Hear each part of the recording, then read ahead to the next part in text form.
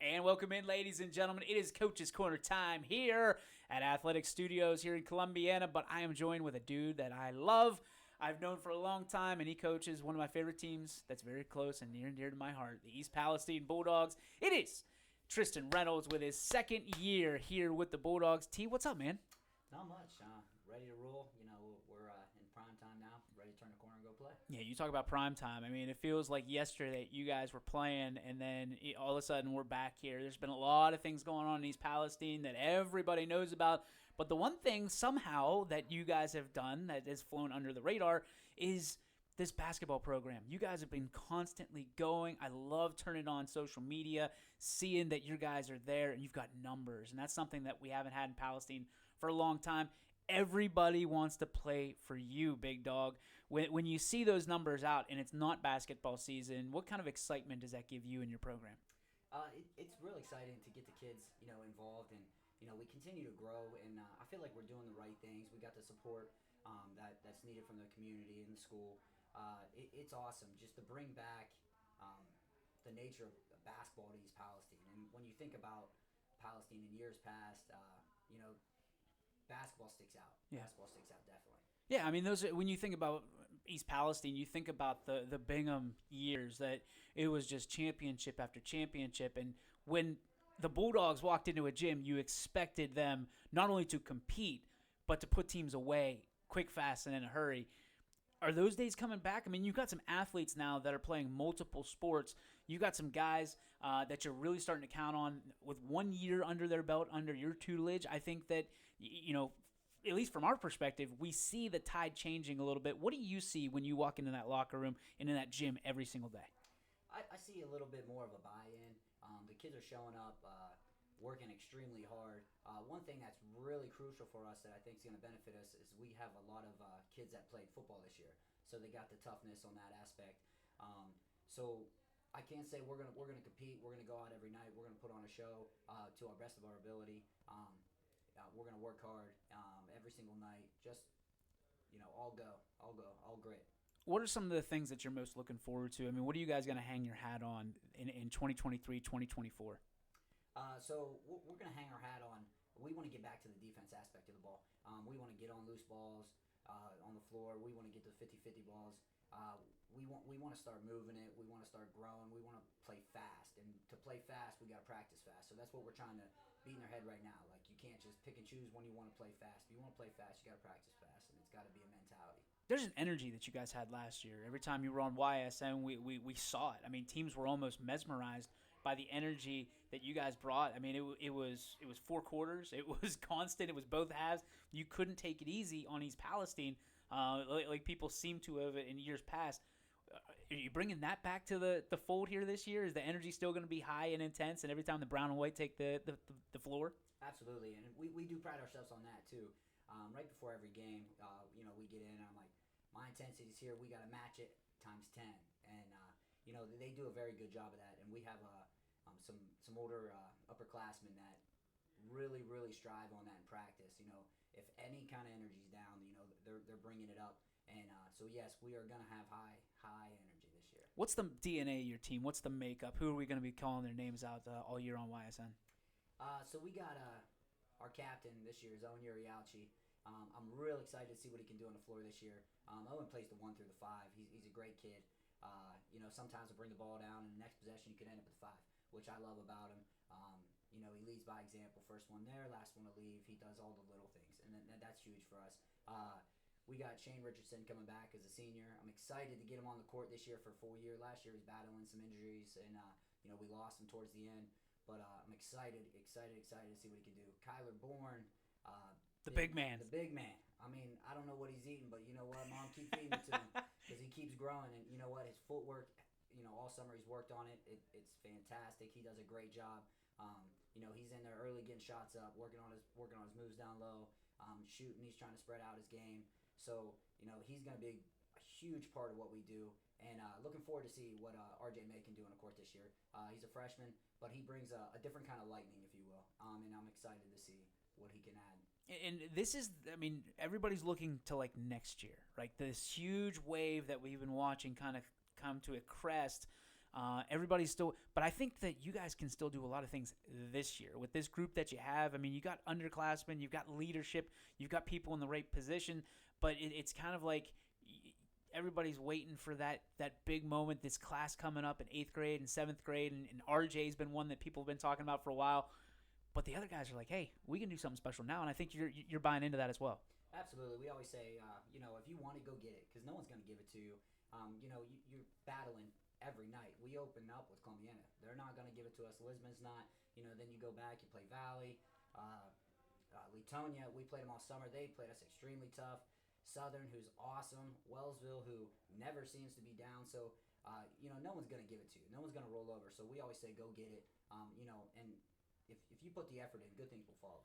And it's interesting because what is usually the grassroots football league is what is the EOAC, right? It's been down the last couple of years, but it's really turned into a basketball league. And you talk about the teams that you've got to face twice a year, that some teams wouldn't want to face once a year. You've become one of those teams. So when you go in to your schedule and you're looking at, oh my gosh, Lisbon, Columbiana, Wellsville, Southern, Valley, I mean, the list goes on and on and on. And I know I left people out, but the point is, you've got to play tough teams twice a year.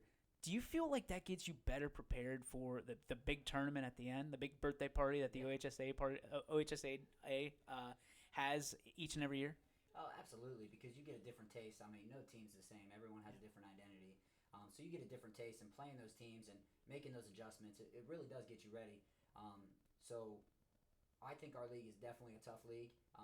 Could be slept on in some ways, but we got some great teams in that league. We got some great players in that league that are a real wow factor. So the UAC it's a tough league to play in. The non-conference, that to me in basketball, that's just as important as the conference games, because those are the prep games. Those are the games that you're playing. Okay, you're playing a team that looks a lot like Lisbon, but just because you want to be able to have that kind of advantage when you play a Lisbon, you play a Columbiana, you play a Wellsville.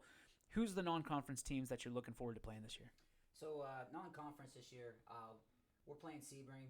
My good friend out there, Coach Lee, he's an awesome dude. We've been trying to get this in the works for about 3 years. We finally got it set.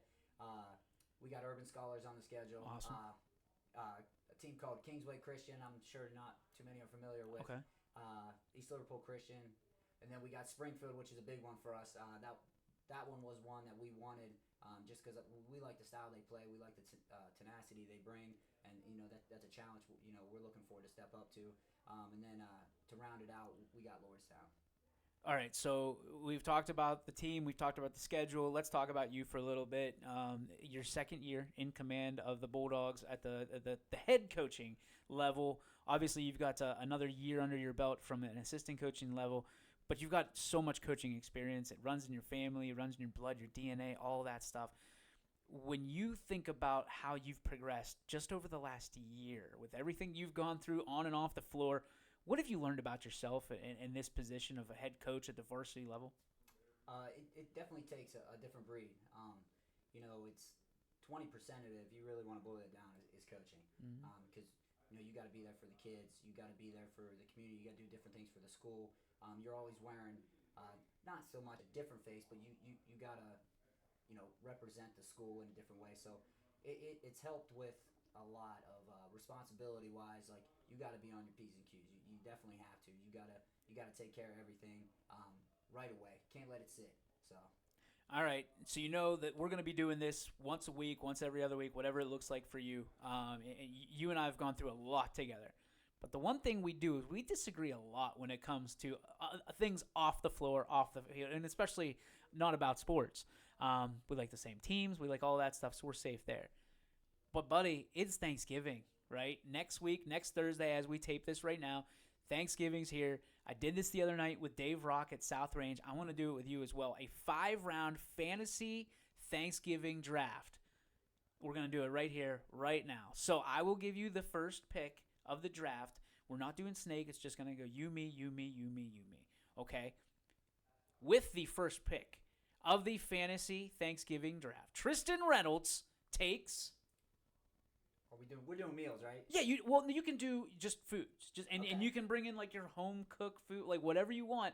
Like like there was pickled eggs and there were all kinds of stuff. So you can go off the path, but understand that you will be criticized probably more so than you do for coaching based on what you pick in the next 5 rounds. This one's definitely going to be odd. So my first pick is going to have to be my mom's famous pepperoni rolls. Pepperoni rolls for Thanksgiving. Absolutely. Okay, so walk me through that. Is there a story behind that? Did it start like with you or with brothers, or has it always been there? It started when I was way young.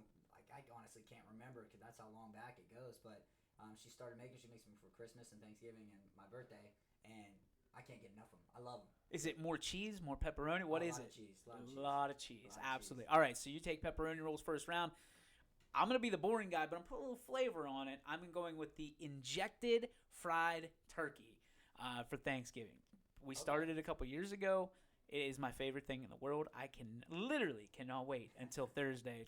I can't do the injecting because you know how I am with needles. Yeah. So we'll let Sarah take care of that. But I'm going the injected fried turkey with my first pick. Second pick.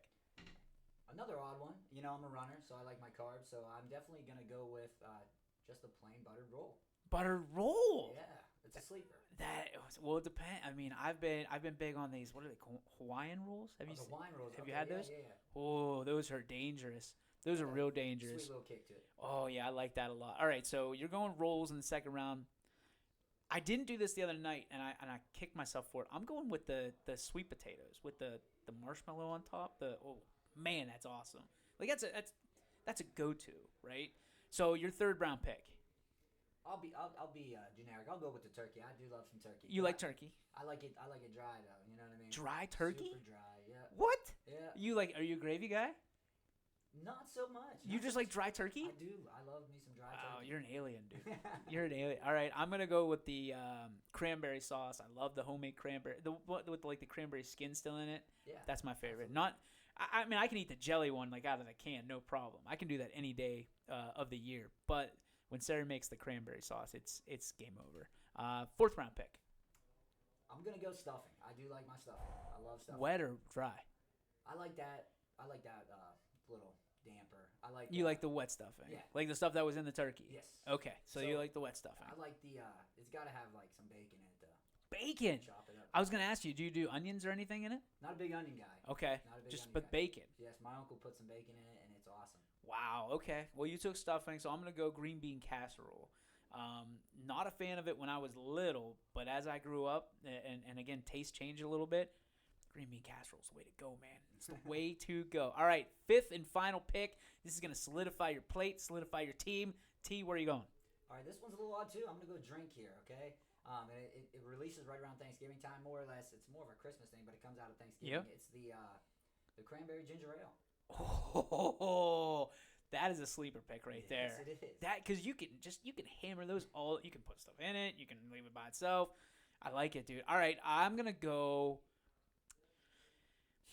apple pie. That's a solid one. Apple pie. Like pumpkin pie, I get it. Everybody wants pumpkin pie. Like if your pumpkin pie isn't good, it's not good. Like it's hard to mess up apple pie to me. Yeah, it is. But like I like the crisscrosses on top with apple pies. It's money. Dude, happy Thanksgiving to you. We are thankful for you always, and we wish you and your family the best Thanksgiving and a great year. And I mean, it's not like we're not going to see each other every week, so we don't got to get sappy about it. But thanks for sitting down with me. Episode 1 of Coach's Corner with Tristan Reynolds, East Palestine Bulldogs. This one is a wrap. We'll see you next time.